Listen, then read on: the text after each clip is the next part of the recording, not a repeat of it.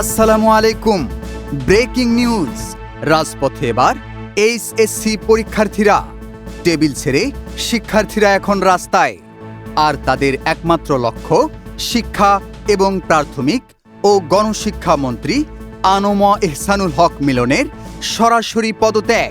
২৪ ঘন্টার ডেডলাইন দিয়ে রাজধানীর সায়েন্স ল্যাব মোড়, উত্তরা এবং ঢাকা বিশ্ববিদ্যালয় এলাকা অবরোধ করে রেখেছে ক্ষুব্ধ শিক্ষার্থীরা। বন্যা আর কোমর সমান পানির মধ্যে পরীক্ষা দিতে বাধ্য করার প্রতিবাদে এই মুহূর্তে উত্তাল গোটা দেশ। ঘটনার সূত্রপাত গতকালের পরীক্ষা থেকে। টানা বৃষ্টি, তীব্র জলাবদ্ধতা এবং দেশের বিভিন্ন অঞ্চলে বন্যা পরিস্থিতি থাকা সত্ত্বেও পরীক্ষা স্থগিত করেননি মন্ত্রণালয়। শিক্ষার্থীরা বলছেন, বুক সমান পানি মারিয়ে কেউ আবার নৌকায় করে পরীক্ষা কেন্দ্রে পৌঁছেছেন। প্রবেশপত্র ভিজে নষ্ট হয়েছে অনেকের।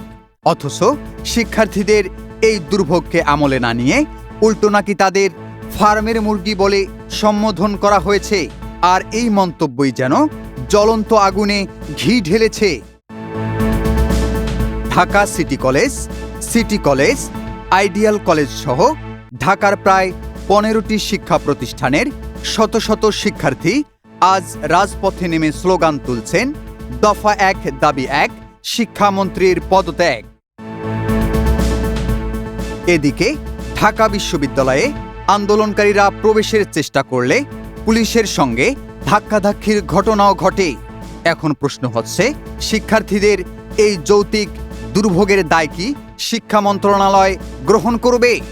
২৪ ঘন্টার এই আলটিমেটামের পর শিক্ষামন্ত্রী কি পদত্যাগ করবেন, নাকি আন্দোলন আরও তীব্র রূপ নেবে? পরিস্থিতি কোন দিকে মোড় নেয় সেদিকে নজর থাকবে আমাদের। দেশের বিভিন্ন খবরের আপডেট জানতে আমাদের স্পোর্টস অ্যান্ড নিউজ চ্যানেলটি সাবস্ক্রাইব করে রাখুন।